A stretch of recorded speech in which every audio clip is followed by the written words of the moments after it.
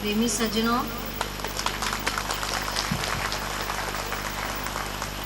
और दूर दूर से आए हुए सभी भक्त समाज, यहाँ पर मऊ में ऐसा लग रहा है जैसे जनमानस का समुद्र बना है और बड़ी शांति से भजनों का और सत्संग का सब आनंद ले रहे हैं। अभी आपके सामने सैनी जी, महात्मा जी, जिन्होंने इस कार्यक्रम की प्रार्थना करी थी, कुछ महीने पहले जैसे वो स्वयं बता रहे हैं कि वो दिल्ली में उन्होंने आग्रह किया था कि हमारे मऊ क्षेत्र में भी एक सत्संग का कार्यक्रम किया जाए। तो तब भोले जी महाराज ने कहा कि महात्मा जी आप प्रोग्राम को मांग रहे हैं पर आप अकेले हैं वहाँ पे, अभी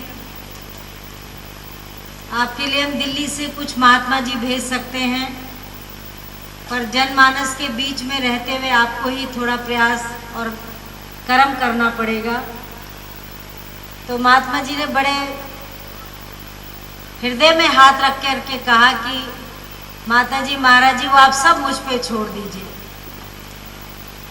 और आज मैं स्वयं आंखों से देख रही हूँ कि उनका कर्म, उनका प्रयास, उनकी भावना और उनकी अभी तक इस मऊ शाखा में जितने भी उन्होंने समाज सेवा करी, आज उसका फल उन्हें प्राप्त हो गया है। यहाँ पर प्रशासन भी बैठा है, बड़े बड़े डॉक्टर लोग भी बैठे हुए हैं और सभी बड़े शांति से इस सत्संग के आयोजन को सबने एक रासु यज्ञ की तरह इसमें सहयोग दे करके और आज इस कार्यक्रम को संपन्न किया। अभी मैं देख ही रही हूँ बहुत से लोग आ ही रहे हैं और अगर महात्मा जी फिर आग्रह करेंगे तो शायद अगले साल तो बहुत बड़ा ग्राउंड देखना पड़ेगा, क्योंकि सत्संग में बहुत बड़ी शक्ति है। सत्संग जो है हमें जिज्ञासा की जननी का काम करती है। जिस तरह आप सुनते ही हैं कि बड़े भाग्य पाइए सत्संगा, बिना ही प्रयास होत भवभंगा।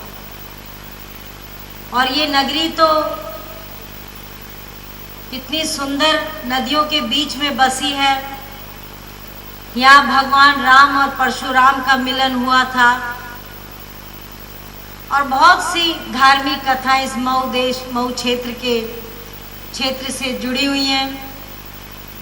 तो भूमि का जिस तरह आपको सुना रहे थे कि घर घर में रामायण का पाठ होता है, घर घर में आदमी, एक माता जो है, घर का पुरुष, बच्चे सभी उस वातावरण में लिप्त हो जाते हैं। जब सुबह शाम हर बच्चे की मुंह में जो है रामायण का ही चौपाई रहती है, तो उन्हीं शब्दों से उनके जीवन में असर डालता है और वही धर्म के प्रति, धर्म के नज़दीक पहुंचता है। तो सत्संग में एक ऐसा ही मात्र साधन है जिसे संतों ने कहा कि सत्संग, जब हम सत्य का संग करते हैं तो हमें सत्संग की प्राप्ति होती है। और सत्संग से हमें क्या मिलता है? सबसे बड़ी चीज है कि हमारे जीवन की जितने भी मोह भंग के कारण, माया के कारण, समाज में रहने के कारण बहुत सी बातें हमारे हृदय में एक मंथन करती रहती है। उस मंथन में, उस विचारों के मंथन में सत्संग एक ऐसा बीज मंत्र का काम करता है जो हमारे उस मोह भंग को समाप्त करके प्रभु के नज़दीक ले जाता है। प्रभु को जानने की हमें इच्छा होती है। हम जानना चाहते हैं कि मानुष शरीर क्या है। कहते हैं करके दया दयाल ने मानुष जन्म दिया, बंदा न करे भजन तो भगवान क्या करे। कितनी सब कहते हैं मेरी माता का नाम वो है, मेरे पिता का नाम वो है। हर एक के एक स्टैंप लग जाती है, फलाने का बेटा, फलाने की बेटी। क्या कभी हम ये विचार भी करते हैं कि माँ के गर्भ में 9 महीने हमारा पालन पोषण किसने किया होगा? हमें वो आत्मा में परमात्मा का जो मिलन का एक साधन बना रहा है वो किसने बनाया होगा? संसार में सुंदर सुंदर चीजों को हम ढूंढते हैं। कुतुब मीनार किसकी कला होगी? लाल किला किसने बनाया होगा? इंडिया गेट किसने बनाया होगा? विदेशों की सुंदर से सुंदर इमारतों को देखते कि किसने निर्माण किया होगा। पर जो ये स्वयं भगवान ने एक इमारत हमारे लिए बनाई, उसके बनाने वाले को हम ढूंढ नहीं पाते हैं। उसके बनाने वाले के लिए ढूंढने के लिए निकलते हैं तो हमें समाज में कई बंधनों का सामना करना पड़ता है, कई कठिनाइयों का सामना करना पड़ता है, कई हमें विषमताओं का सामना करना पड़ता है। कोई कहता है गुरुजी कैसा होना चाहिए, कोई कहता है साधु कैसा होना चाहिए, कोई कहता है ऐसे करो ऐसे करो। दुनिया में जितने भी दिन आप चले जाएंगे, धर्म की बनाने वालों की कमी नहीं है। पर सबसे बड़ा साधन तो वो है जो हमें शांति प्रदान करेगा। जिस तरह जब पेट में भूख लगती है तो स्वतः ही हम भोजन को ढूंढते हैं, जब हमारी प्यास लगती है तो हम पानी को ढूंढते हैं। हमारे सामने 36 व्यंजन भी पड़ा होगा, पर जब प्यास लगती है हम पानी की ओर जाते हैं। उसी तरह जब आत्मा में अशांति हो जाती है, मन अशांत हो जाता है, तो संतों के दो पुरुष भी हमें बहुत बड़ी शीतलता हमें जीवन में दी है। इसीलिए कहा कि आग लगी आकाश में, झरझर पड़े अंगार, संत न होते जगत में तो जल मरता संसार। वैसे तो गर्मी में मनुष्य, कल भी बनारस में इतनी गर्मी थी, पर जब सत्संग हुआ सब शांति से बैठ के तन की वो मन की वो जो गर्मी थी वो सत्संग से शीतलता प्रदान कर रही थी। क्योंकि सत्संग में हमें तन तो बैठा हुआ है, पर मन जो है सारी संसार में घूम रहा है। लेकिन जब तक हम उस मन को अर्पण नहीं करेंगे, तब तक हम संत महान पुरुष के, भगवान के, महान संतों के वचनों को सुन करके अपने जीवन में नहीं ढाल सकते हैं। सुनते तो हम बहुत हैं। आजकल सुबह से आप टीवी लगा लो, बहुत सुबह से शाम तक कई चैनलों में सत्संग आता रहता है।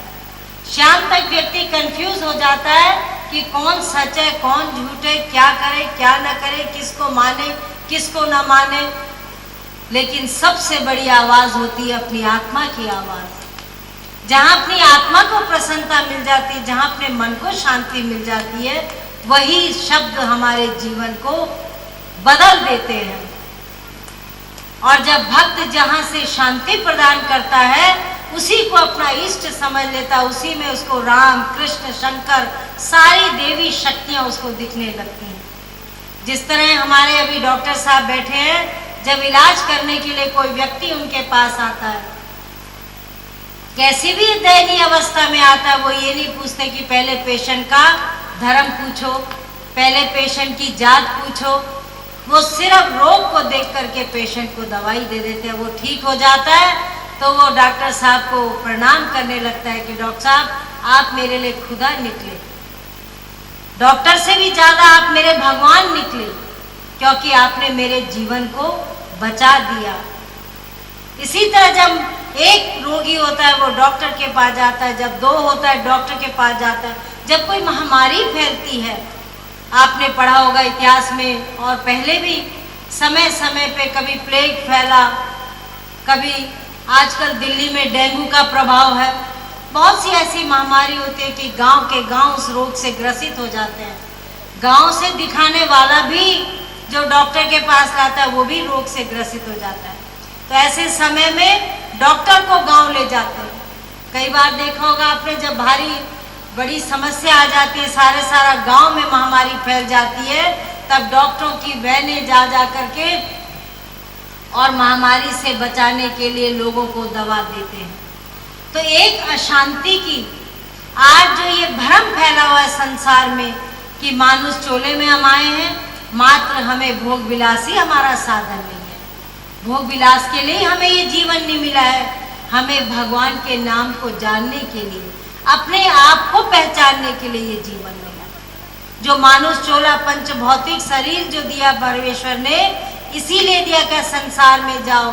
9 महीने माँ के गर्भ की उस कोठरी में हमने बहुत प्रताड़ना सही, पर जब चोला मिल गया तो उसको ढूंढो। एक सेठ जी रेल में सफर कर रहे थे, उनके पास रत्नों की थैली थी। तो जब उजले कपड़े सेठ का शरीर देखा तो चोर भी सेठ के साथ साथ लग गया। तो जब साथ साथ लग गया, सेठ जी बाथरूम जाए चोर भी जाए, सेठ जी बैठे चोर भी बैठ जाए।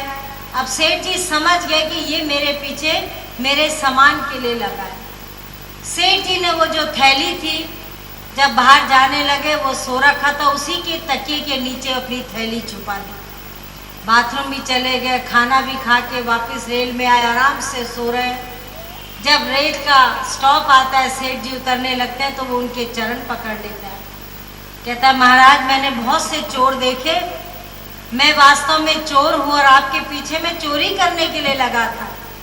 मैंने बहुत से चोर देखे, लेकिन बहुत से सेठ लोग देखे, लेकिन आप जैसा अभी तक कोई नहीं देखा। पर मुझे पता भी है कि खजाना आप लेकर के चले हो, पर वो खजाना कहाँ है मैं ढूंढ ढूंढ के सारी रात परेशान हो गया। तो सेठ जी कहते हैं चोर को कि जो भी उसका नाम था, कहा बेटा मैंने खजाना तेरे ही तकिए के नीचे पोटली में रख दिया, क्योंकि मुझे पता था तू सारा संसार ढूंढेगा, सारा मेरी तलाशी लेगा, पर तू अपनी तलाशी कभी नहीं लेगा।